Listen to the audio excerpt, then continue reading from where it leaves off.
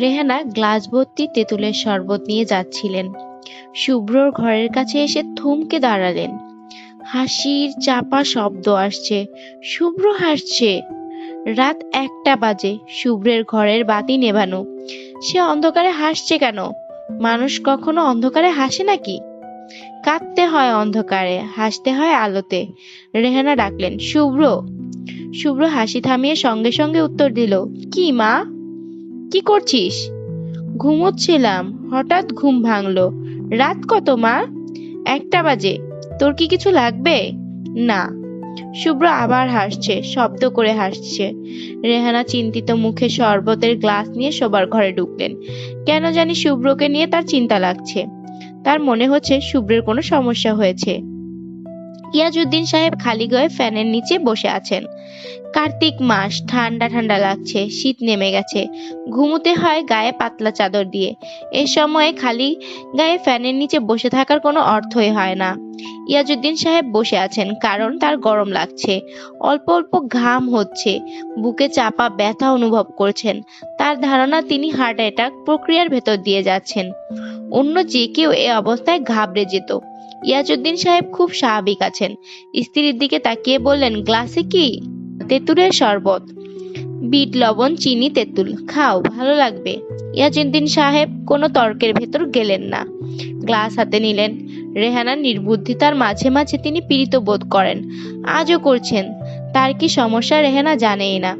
রেহানাকে বলাই হয়নি, অথচ সে তেঁতুলের শরবত নিয়ে এসেছে এবং রেহানার ধারণা হয়েছে এই শরবত খেলে ইয়াজউদ্দিন সাহেবের ভালো লাগবে। কে তাকে এইসব চিকিৎসা শিখিয়েছে? বছর 2-1 আগে তার এক তীব্র পেট ব্যথা শুরু হলো। রেহানা 1 গ্লাস বরফ শীতল পানি নিয়ে এসে উপস্থিত পানির গ্লাস এগিয়ে দিয়ে বললেন, পানিটা খাও, ভালো লাগবে। তিনি খেয়েছেন। আজও তাই করলেন। হাত বাড়িয়ে তেঁতুলের শরবত নিয়ে 2 চুমুক খেয়ে গ্লাস নামিয়ে রাখলেন। রেহানা বললেন, ভালো লাগছে না?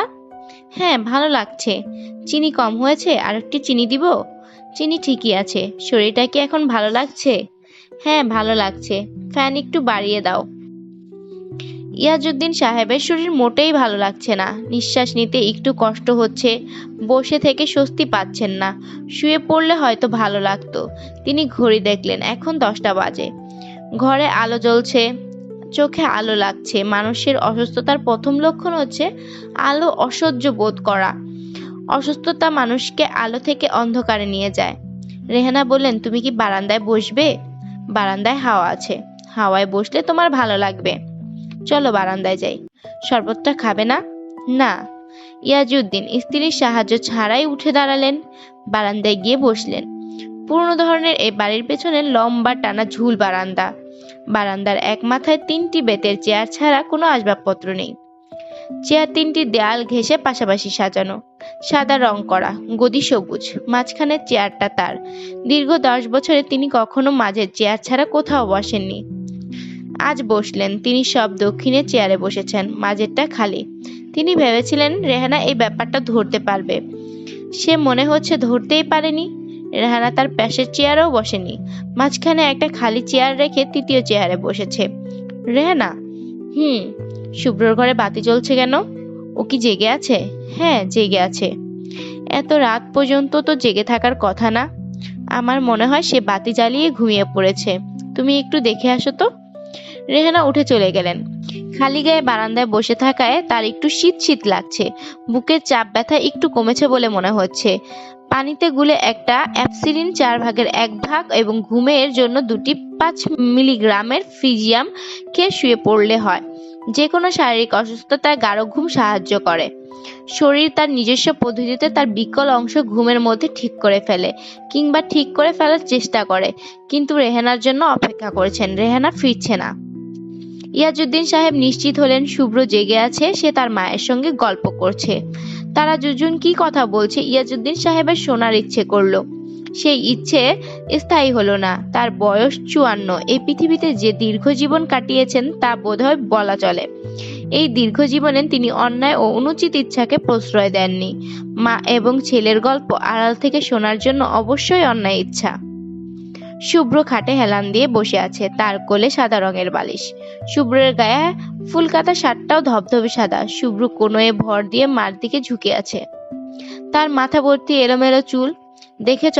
চোখে চশমা নেই বলে শুভ্রের বড় বড় কালো চোখগুলো দেখা যাচ্ছে। রেহানা মনে মনে নিঃশ্বাস ফেলে বললেন, আমার এই ছেলেটা এত সুন্দর হলো কেন? ছেলেদের এত সুন্দর হতে নেই, শারীরিক সৌন্দর্য ছেলেদের মানায় না। শুভ্র বলল, তাকিয়ে আছো কেন মা?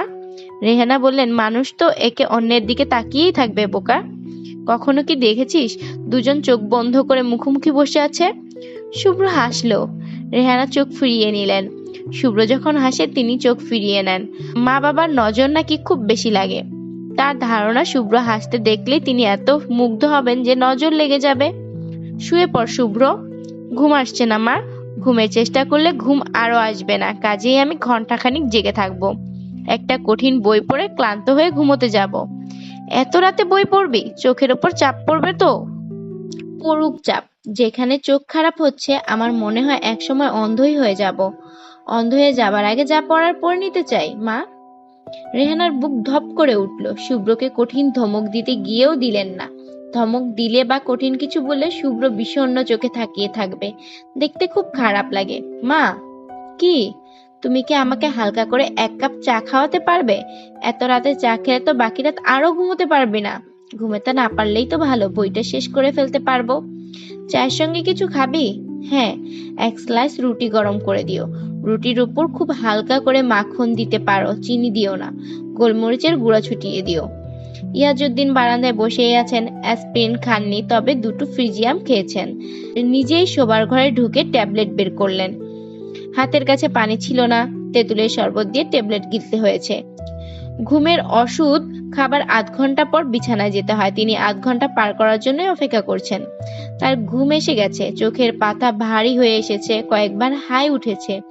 তিনি দেখলেন রেহানা ট্রেতে করে চা নিয়ে যাচ্ছে শুভ্রের ঘরে। ইয়াজউদ্দিন সাহেব ভ্রু কুঞ্চিত হলো। দুপুর রাতে সে ছেলেকে চা বানিয়ে খাওয়াচ্ছে কেন? অন্ধ ভালোবাসার ফল কখনো মঙ্গলময় হয় না। এই ব্যাপারটা রেহানা কি জানে না? তিনি নানানভাবে নানান ভঙ্গিতে রেহানাকে এটা বোঝানোর চেষ্টা করেছেন। রেহানা কিছুই বোঝেনি। তার নিজের শরীর ভালো যাচ্ছে না, যে কোনো সময় ভয়ঙ্কর কিছু ঘটে যেতে পারে। তখন হাল ধরতে হবে শুভ্রর। শুভ্রের সেই মানসিক প্রস্তুতি নেই। সে এখনো শিশু। রেহানা কি এই শিশুকে নানানভাবে বাঁচিয়ে রাখতে চাইছে না?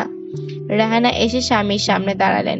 কৈফিয়ত দেবার ভঙ্গিতে বললেন, শুভ্র চা খেতে চাচ্ছিল। কি একটা বই নাকি পড়ে শেষ করবে। ইয়াজউদ্দিন ঠান্ডা গলায় বললেন, চলো ঘুমোতে যাই। তোমার শরীর কি এখন ভালো লাগছে? হুম। কাল সকালে একজন ডাক্তার দেখাবো। তারা শোবার ঘরে ঢুকলেন। রেহানা বললেন, ফ্যান থাকবে নাকি বন্ধ করে দেব?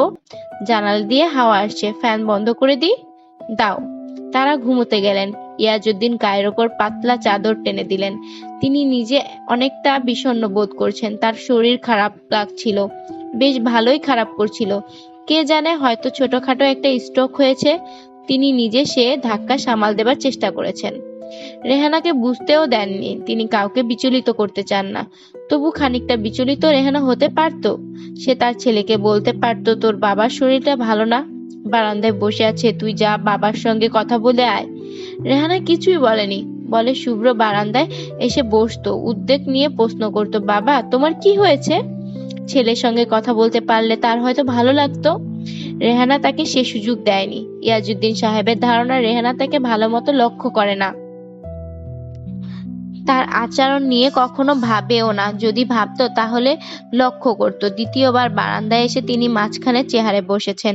কেন বসেছেন? দুপাশে দুটি চেয়ার কেন খালি রেখেছেন? তিনি কেন বসলেন? উত্তর কি খুব সহজ নয়? তিনি চাচ্ছেন তার স্ত্রী এবং পুত্র দুপাশে বসুক। রেহানা। শুভ্রর বয়স কত হলো? 27 বছর 3 মাস। ইয়াজউদ্দিন নিঃশব্দে হাসলেন। ছেলের বয়স আর মাস হিসেবে রেহানা জানে। সে কি তার স্বামীর বয়স জানে? তাকে যদি জিজ্ঞেস করা হয়, আমার বয়স কত রেহানা, সে কি বলতে পারবে? রেহানা বললেন, ওর এখন একটা বিয়ে দিয়ে দিলে কেমন হয়? ও কি বিয়ের কথা কিছু বলেছে? না, বলছে না। ওকে বলতে হবে কেন? বিয়ের বয়স তো হয়েছে, 27 বছর তো কম না। গল্পের বাকি অংশ জানতে হলে আমাদের পেজের সাথে থাকতে হবে। আসসালামু আলাইকুম।